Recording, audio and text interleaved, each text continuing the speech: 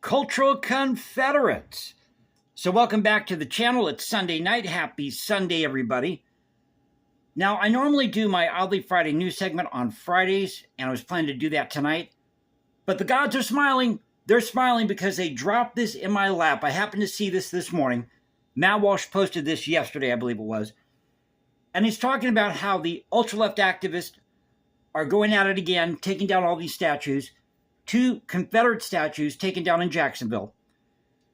So I'm going to react to his video here because I think he makes some good points. I agree with him 99% of the time in this video here. But we'll just get to this, and thank you again for being with me. If you've been with me for a while, subscribe, leave a comment, all that fun stuff. You can find me at Instagram, hashtag Jason Composes, because I write music in my spare time. Go to X, Culture Confederacy, at Culture Confed1 on X. Now you can find me at Substack. And the way I do this channel, it's rough and it's raw. What you see is what you get. A lot of times I just use a still shot, a chew me, my voice, my smartphone. That's the channel. We try to preserve great art, music, history, and culture. You might get a tinge of politics. We talk about the news of the day. So that's for those of you who are new. But let's get to this video here. And without further ado, Matt Walsh, title of the video if you can't see it. The left is trying to erase history, proof for your liberal friend. Have been listened to, and it feels good. I'm just happy that taking down the history behind it is not something that should be. Now notice the people that they're interviewing at the beginning of this video. It seems like there's been a kind of revival of the statue toppling brigade. They never went away. But I like that, the statue toppling brigade. We got the Gestapo out there. So, this is from USA Today. Crews removed a Confederate monument from a Jacksonville, Florida park earlier Wednesday morning after years of debate and controversy over its removal. Jacksonville Mayor Donna Deegan ordered the removal of the tribute to the women of the Southern Confederacy monument, which was... So let's stop it there for a moment. So why are they just going after Confederate monuments? Now, we know they have taken down statues to Thomas Jefferson, George Washington. You should see what Ben Franklin had to say about Germans. He called Germans swarthy back in the day. Now, apparently he had like 6 house slaves or something, but he didn't like slavery. But let me try to readjust my screen here for you. Like I said, I'm doing this from my phone.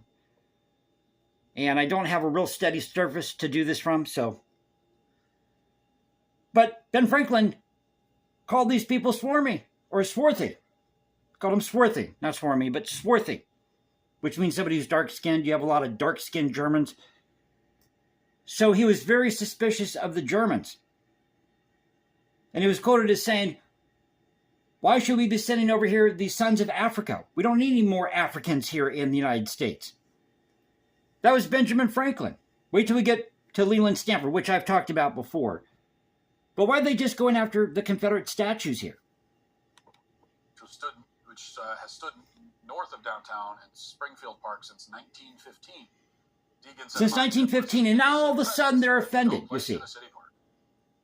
She said, quote, "Symbols matter. They tell the world that what we stand for, what we aspire to be.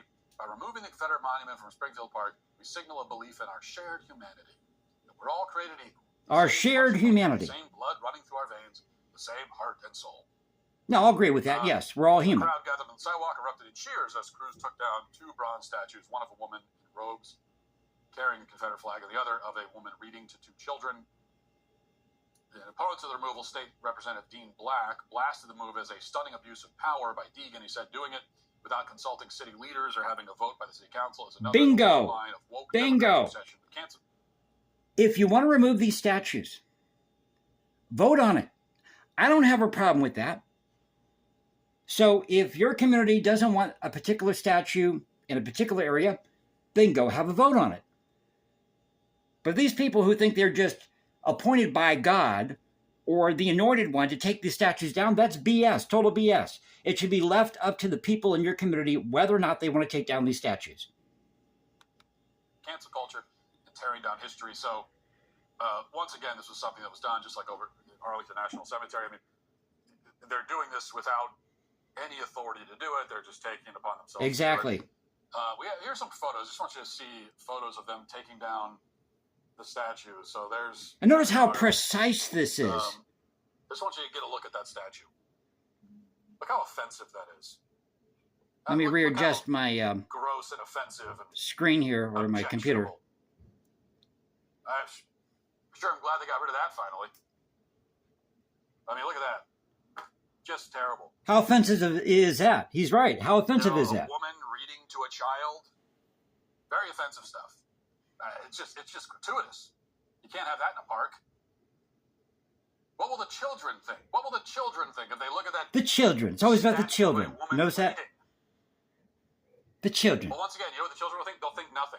Like, they'll think, oh, that's a pretty statue. You ever notice that? All these politicians that say it's for the children, they've never, keep in mind here now, they've never had children. They don't know what a child looks like, pardon me. They wouldn't know a child if they fell over it. If they drop one from between their legs. Seriously, these people would not know what a child is. But it's for the children, whatever they do. It'll be no big deal to them unless you make it a big deal. Now, I was thinking about this the other day, because they say that, I mean, and this one is a particularly egregious example, where they tear down a statue that, it's like, you look at the statue. Now, in a moment here, he's going to use a different example, and I personally would have not used this example, but... It doesn't look offensive. Nothing about it appears objectionable. These are, for the most part, not statues showing like a plantation owner beating a slave or something. That cracks me up. That totally cracks me up. I have never seen, and I was born and raised in the South, okay? I have never seen one Confederate statue or any other statue living down south that portrayed a plantation owner beating up a slave. And in fact, according to the Georgia slave laws, and I've talked about this before, it was against the law to injure or maim a slave. Now, that's not to say there weren't abuses with slavery. We know that happened.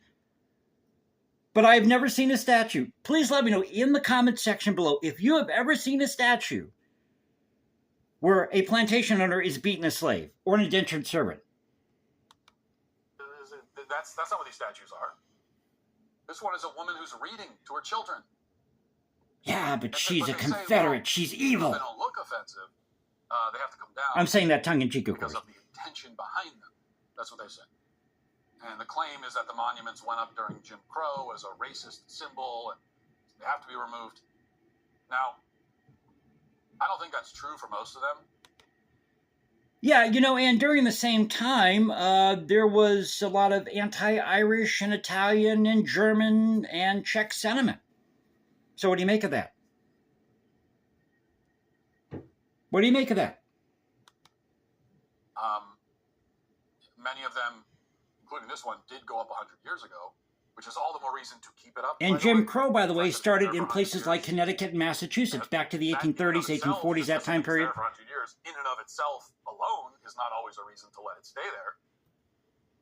But that should always be a factor. Let me readjust my screen here. As I said, we're doing this raw. And I don't agree that these statues had racist intentions. But even if that was true, I mean, let's pretend that they had racist intentions in putting up the statues. Matt, I wouldn't even go there. I wouldn't even go there. First of all, why can't we give the statues a new intention, a new meaning? If the person who put up the reading statue was a racist engaged in a racist conspiracy, why can't we look at the statue and today and see it as, we could say, that might be what he intended, but today we see it promotes motherhood and family. So a good example that's related to this is Leland Stanford, governor of California. Got the quote right here. This, of course, is at Wikipedia. Talking about the Asians, 1862, during his State of the State or inaugural address. To my mind, it is clear that the settlement among us of an inferior race is meant to be discouraged by all means. Asia, with her numerous millions, sends to our shores. Let me move this over. I have an envelope here to kind of block out any showing of any other videos here on YouTube. The dregs of her population. Unless we do something early to check her immigration, these two tides of immigration meeting upon the shores of the Pacific shall be turned back and will be forced upon our consideration when far more difficult than now of disposal. I know some of that language is kind of heavy from back then, but basically he didn't want them there. He didn't want them there. Leland Stanford. We have Stanford University. Should we close down Stanford University? So getting back to the video here. Literacy. And before you say that's ridiculous, you know, you say, well, we can't come up with a new meaning for a statue. But One of these days, I promise you, I'm going to get a better place to, look at what happened with the or have a better space to work with here for the videos. Was taken and turned into like this all-purpose word that appears 5 times per sentence in every rap song. It's even used as a term of endearment. You hear that? So let me go back to that again. Might take a moment here. This happens all the time. Look at what happened with the N-word. An actual racial slur was taken and turned into like this all-purpose word that appears 5 times per sentence in every rap song. It's even used as a term of endearment. And say what you want about that. The point is just saying that, you know, a racial slur. So they're going to a commercial here. Let me go ahead and mute that, and I'll talk for a moment while that commercial goes. Let's see if I can get through it. So don't dock me for this, YouTube. I'm doing the video as it is here. But here, let me pause this.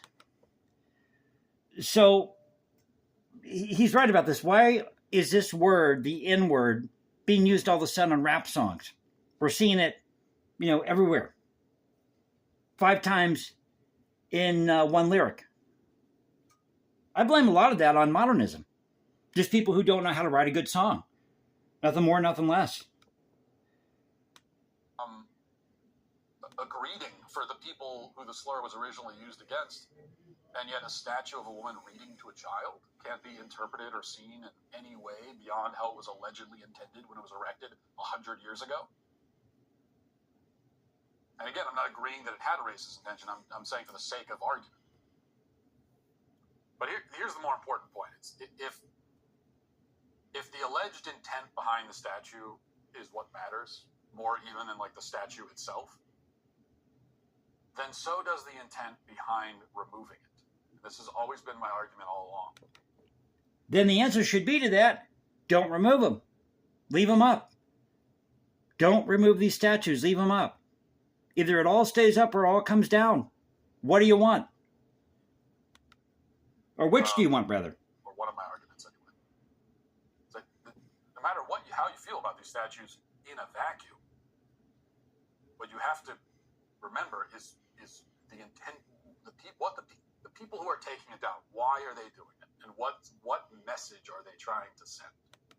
So I don't want to go too long with this video, and this is about a 22-minute video with Matt Walsh here. So I wanted to focus on this main part, talking about these statues that they took down or just took down in Jacksonville. But I'm going to leave you with this. LBJ, this is over at Reddit, because there's a quote by LBJ, pardon me, getting tongue-tied here, Lyndon Baines Johnson. And this was apparently said in 1963, during the 1963 election, or whenever this pre-election, whatever it was. He said this. Now, pardon the language here. This was apparently his words, although there's some debate about what was exactly said, so this is kind of paraphrasing. These Negroes are getting pretty uppity these days, and that's a problem for us since they've got something now they've never had before, the political pull to back up their uppityness. Now, we've got to do something about this. We've got to give them a little something, just enough to quiet them down, not enough to make a difference. I'll have them blanks voting Democrat for the next 200 years. Lyndon Baines Johnson apparently said this. Why are we demanding that any video clip here on YouTube of Lyndon Baines Johnson or any statue or any library that's named after LBJ, why aren't we demanding that that be taken down or shut down? So let me know what you think in the comments section below. I'm just going to leave it here. Hope you enjoyed the video. If you did, you know what to do. Again, follow me at Instagram, #JasonComposes, because I write music in my spare time. Go to X, Culture Confederacy, at Culture Confed 1 on X. Now you can find me at Substack. And again, I promise one day I'm going to have a better area to work with, or to work on these videos, but as I said, I do these raw, usually in one take. It is what it is. But thank you for being with me. God bless. Keep up the culture. I'll catch you next time, and y'all have a great Sunday. Take care.